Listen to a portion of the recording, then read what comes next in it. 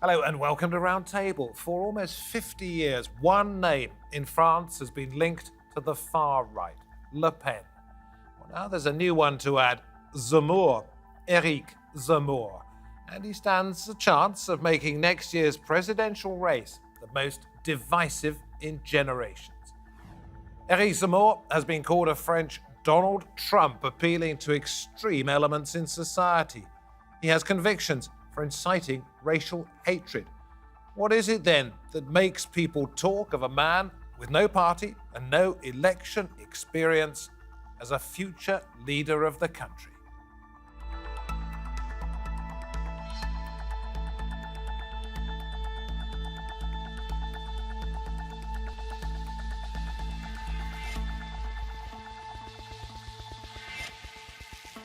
Good to have your company. I'm David Foster. So, no party, no election experience, but it's worth remembering that a certain Emmanuel Macron had no party himself until he founded one to help him on his way to the Élysée Palace.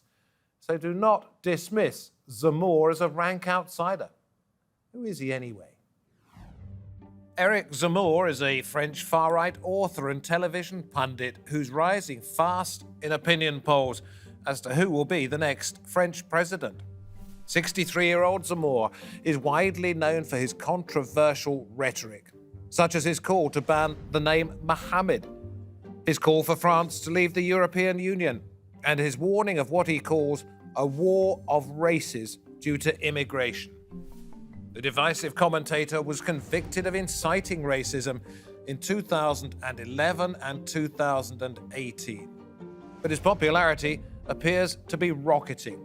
He recently overtook the far-right candidate Marine Le Pen in opinion polls, and some analysts say he could take 45% of the vote against the centrist Emmanuel Macron if he gets to the second round next year. Zemmour has not yet officially confirmed his candidacy, and with 6 months to go until the first round of the election, could the inflammatory TV star eventually become president? Well, allow me then to welcome to the studio Nabila Ramdani, French-Algerian journalist, and Joseph Downing, an expert in French politics and security who works at Aston University. And we go to Paris, where we see Jean-Christophe Barre, who is chief executive of an organization called Connectors for Peace. Jean-Christophe, since your organization has such an obvious aim, putting people together for peaceful reasons, what do you make of a character like Eric Zemmour? Well, first, David, thanks a lot for having me. I think, the Zemmour phenomenon shows very clearly that the dividing line in the French politics, as it is in many other countries, but maybe even more in France, the dividing line is no longer between the right and the left, or between the social democrat and the conservative. But the dividing line is between, let's say, the globalist and the localist, or what David Goodhart calls the anywhere and the somewhere. And I think this is something that has been underestimated, but we see now that the right and the left have disappeared, and that the debate now is entirely polarized on this gap or this dividing line between those who have a global perspective and those who are deeply rooted in culture and identity and traditions. So what do you think Eric Zemmour is actually capitalizing on within French society? Which particular element? Well, of course, there's a feeling of fear, but there's a bit of a paradox, because if you look at the economic outlook in France, it is actually very good. Everybody agrees to say that the government has been pretty good at handling the COVID crisis, protecting most categories of people. We see that the unemployment is at its lowest. The growth rate for this year is above 6%, but still, there is a sense of a fear, and there are many things, and Zemmour, of course, is capitalizing on this fear about identity of France. France used to be a powerful country with international influence. And even, for instance, the recent controversy or about the submarines, where the French have lost this big business, and shows that there is a feeling of losing ground, losing international influence, and of course this feeling of a sort of overwhelming immigration and a sense of losing the sense of identity. Yeah. Of course, this wording about the great placement, we would discuss that later on. Yeah, well, that'll be one of the things, as you say, that we come to. But I want to, since you bring it up, if you're talking about alienation, I'm going to play this little bit from Eric Zemmour himself. I think that France is in danger of death because its people are in danger of being replaced by another people. Its civilization is in danger of being replaced by another civilization. You know, laws of demography are inexorable. If we don't fight them, we must submit to them. Demography is destiny, as the Americans say, and we must never forget that. So Nabila, Jean-Christophe was talking there about a paradox, but this man himself is a walking, talking paradox. He blames Africans, he blames Arabs for a lot of France's problems, and yet at the same time, even though he's of Jewish descent, he praises Marshal Pétain, the head of the Vichy regime in France, who deported hundreds of thousands of Jews from that country to their deaths. What sort of character is he? Well, to put it very bluntly, Eric Zemmour represents an extremely frightening side of French politics. He's unashamedly racist, he's sexist, and he's liable to provoke very large numbers of people to similar bigotry. He personifies the pseudo-authority of fascism. He's a pseudo-intellectual. I actually would call him a pop philosopher. He even is a pseudo-statesman. And at the moment, he's fooling millions of very impressional people at a time when French politics is moving further and further to the right. Does this sound like somebody across the Atlantic only 4 or 5 years ago? Well, absolutely. I think Zemmour is just like Donald Trump. He is, in that he comes from nowhere. He has a great deal of appeal to an almost nihilistic type of voter who thinks that the whole system is broken and that it needs replacing with a strong man. And Zemmour is first and foremost a journalist. He's somebody who communicates very slickly. And he's, again, a pop philosopher who is paid to appear on primetime slots. And he uses this base to appeal to millions of voters and viewers and indeed voters. And I would say that the thrust of his hateful argument is that traditional French culture is being swamped by Arabs and indeed Africans who are breeding too quickly. And he lumps most of his perceived enemies under the umbrella of Islam. Yeah. And he wants what he considers to be migrants to abandon their religion and culture and to become properly French. Let me bring Joseph in, sat very patiently. We talk about alienation in the United States that saw Donald Trump brought to power, make America great again. And a similar sort of thing perhaps is happening in France. Why? Well, this is interesting because I do think it's easy to underestimate the economic battle that's going on here, right? There is stuff about identity, but Zemmour himself does have opinions about the economy. He's an anti-globalist, he's an anti-EU figure. He believes very much more in a protectionist type trade strategy, which is juxtaposed with Macron, who's all about Europe and a bit more outward looking. So he does have this kind of economic, materialist kind of outlook, right? And there is definitely that question, even though the economy is growing in France, the question is, what is it about the quality of jobs that people are getting that might frustrate individuals in France, right? Individuals with degrees who end up working in supermarkets, individuals with PhDs who can't get certain kinds of jobs. And this is something that's really important, I think, in France, this sense that, okay, so economically things may look good, but the quality of employment, the growing inequality in society, people not being able to fulfill their expectations materially is something that's quite difficult. Does that give him a real hold over those people? Or is he just a short-term sensation, a passing phenomenon? Well, the problem is, basically, we've seen the massive de-alignment of the French party system. The French socialists, led by the current mayor of Paris, really, as their key kind of bright hope for the future, have become gentrified, a bit like Labour in the UK. They're concerned with green issues, stuff that doesn't reach their traditional core voter base. So you don't have really a figure that can appeal to those that feel like they're being left behind. OK, I'm going to bring Jean-Christophe back in here, but as you know, anybody can say anything any time they want. Jean-Christophe, when you see Eric Zemmour's face and take away the situation that you all described here about how France is sort of facing an identity crisis, what is it about him personally that seems to be attracting people? Is it that he can shout louder than anybody else because he has a television platform, he appears in newspapers all the time? Are we, in fact, making the problem worse by talking about him here today? Nabila just said, and I agree with her, that he's sort of a French version of a Donald Trump. But I would say that he's even more dangerous because he has a sense of history and intellectual perspective. That is also very good or agile at manipulating facts and history. And so I think he, in that respect, is extremely dangerous. But it could also happen that very quickly people realize that he has no economic perspective, no economic vision, and that just saying that he's against free trade and global perspective is probably not enough. So for now, there is some sort of a pre-campaign, and he's coming at the right time.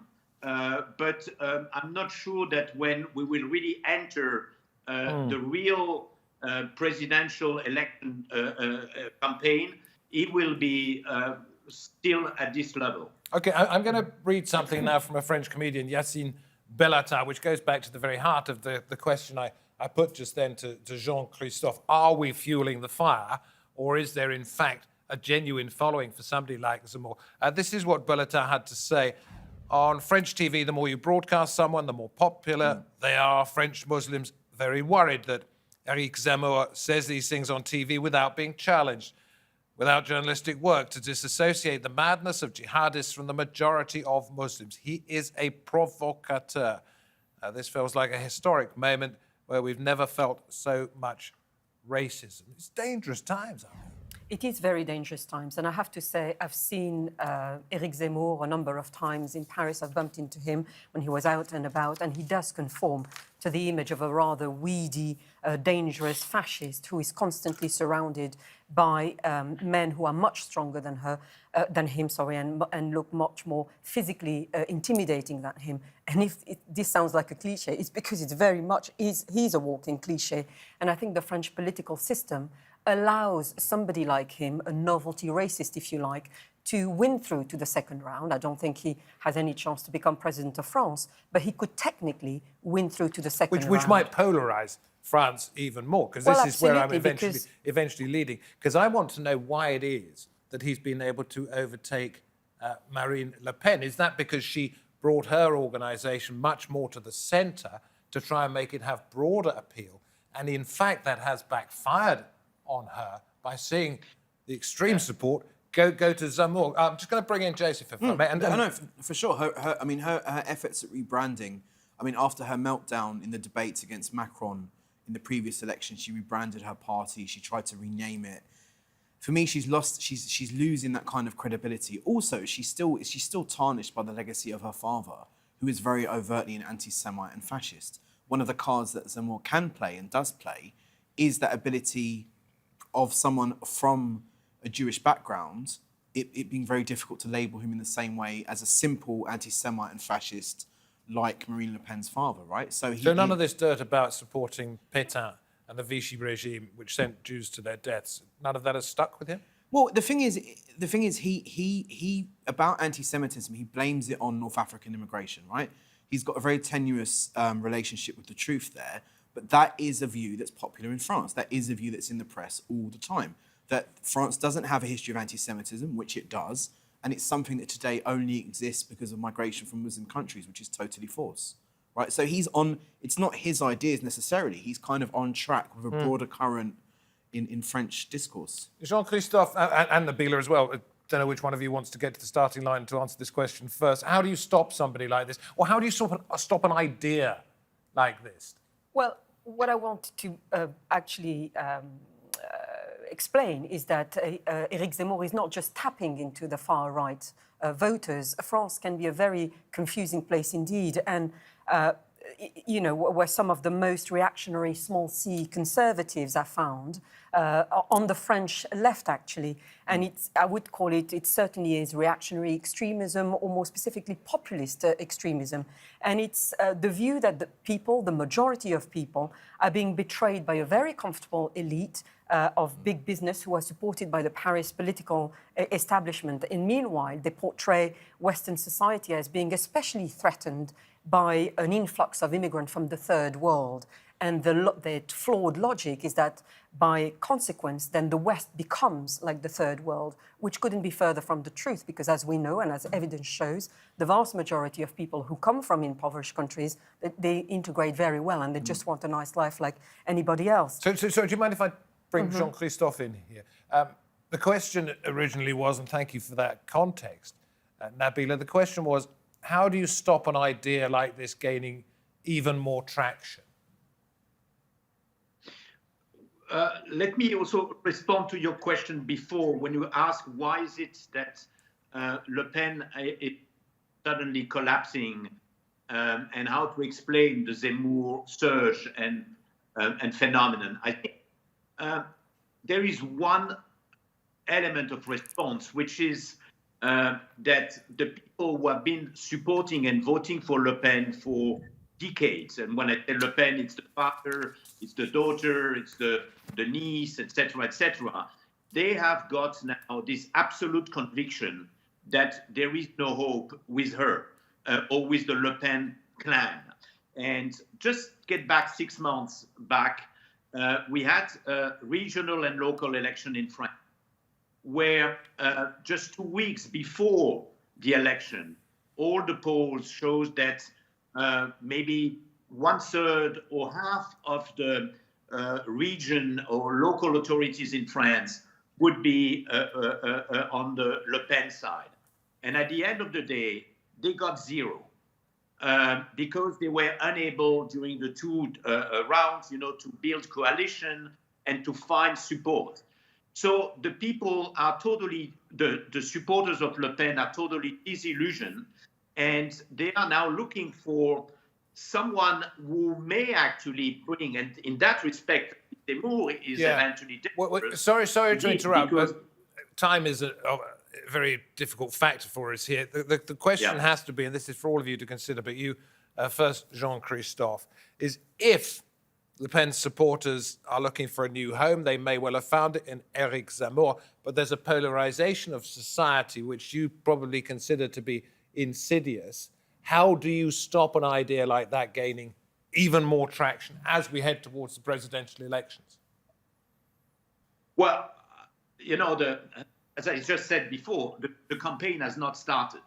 So for now, he has about 90% of the sort of the monopoly of the discussion in the media.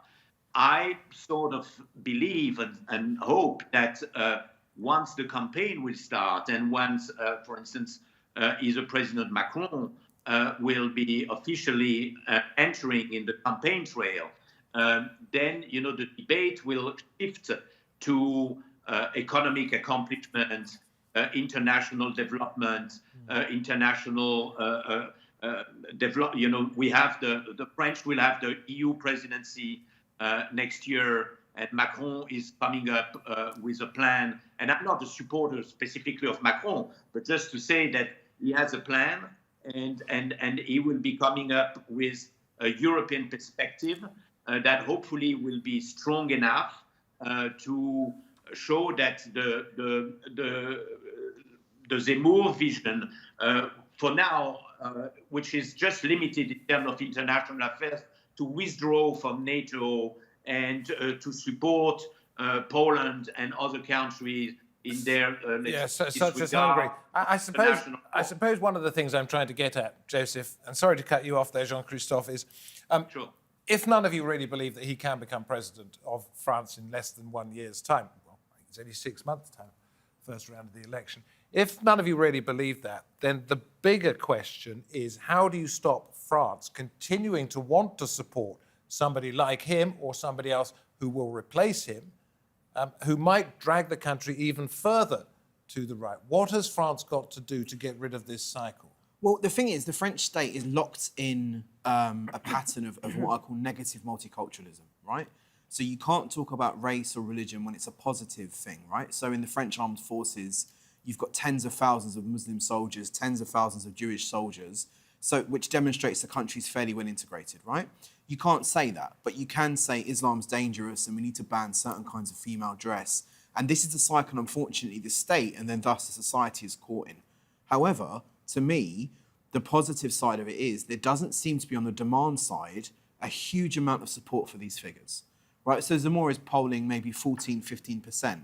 I mean, it's not huge. It's not like he's polling anything. Yeah, 17, 18 was the latest figure that I got, and that if he then got through to the second round, he might get 45 for Macron, but 55. But the thing is, we're in a very specific moment where the left has really collapsed, right?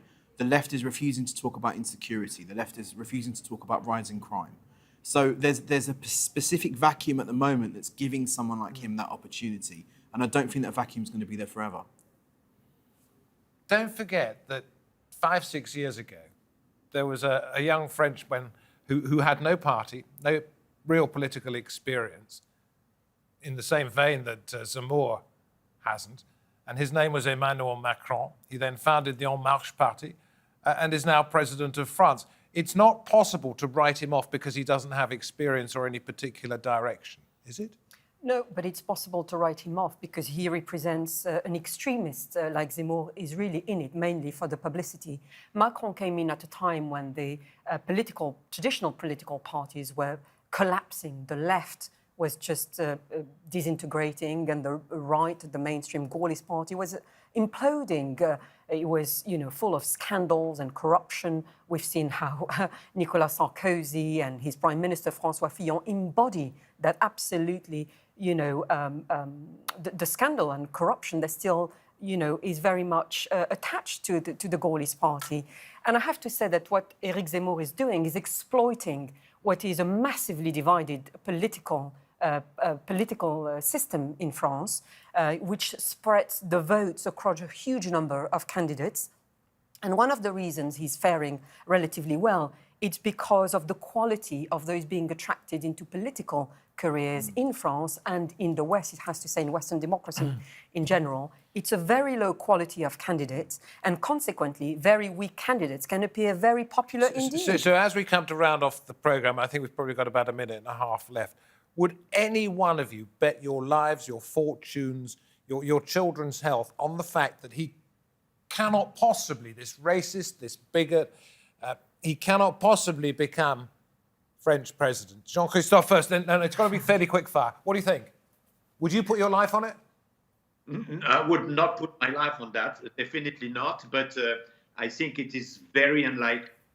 And once again, I think it shows that, to respond to your question before, that there is an urgent need in this country to come up with a vision that is combining the global perspective or the international openness of this country and the tradition and identity, and to try to find an harmonious combination. Because for now, the people are split in two tribes that are polarized once against the other. Joseph, would you put everything you hold dear on betting that this man cannot possibly become leader of La République? I'm gonna use a traditional Yorkshire expression, which is "there's nothing as strange as people." So no, I wouldn't bet on it. But now it's daft as folk. Yes, yes. So with elections, you never know, but I think it's highly unlikely. Okay. And is there? Well, you give me your answer to that one, and then I'll ask: is there no one in French politics that could possibly re-centre the country? Sorry, well, Nabila. it's highly unlikely because another fault of the two-round election system in France is that otherwise responsible voters can use the first round to let off steam while knowing that they won't cause serious damage. And so they vote for the far right in round one or extremists in round one. having made their point, they go and back a more moderate candidate. And of course, extremists like Zemmour exploit that. Sure. But I think that but would you put your house on it, your life, your everything you hold dear on the fact that this man could not possibly? Yes, because we've seen that happening before, as early as 2002 with Jean-Marie Le Pen, a convicted racist and anti-Semite who won easily through round two, and his daughter, Marine Le Pen, in 2017. But I think actually the most interesting aspect of this particular election is that we are likely to see a second-termer for the first time, Jacques Chirac, in the person of Emmanuel Macron, a centrist, moderate candidate. If only I had thought to ask that question at the very beginning of the programme rather than have to bring it up at the very end of the programme. But I'm so glad you did listen. Thank you very much, Nabila, Joseph. Great to see you again. And Jean-Christophe, great to hear your thoughts. Thanks for coming on. I suppose what we've learned in this programme and listening to our contributors here is that very little does seem to change in French politics over the last 15 to 20 years. Well, we will see next year. That's it. That's all we've got time for. From me, David Foster, from the Roundtable team, we thank you very much for your company. I thank my guests for coming in. Good to see people back at the table again after all this time. And we hope to have your company wherever you are next time. Until then, bye-bye.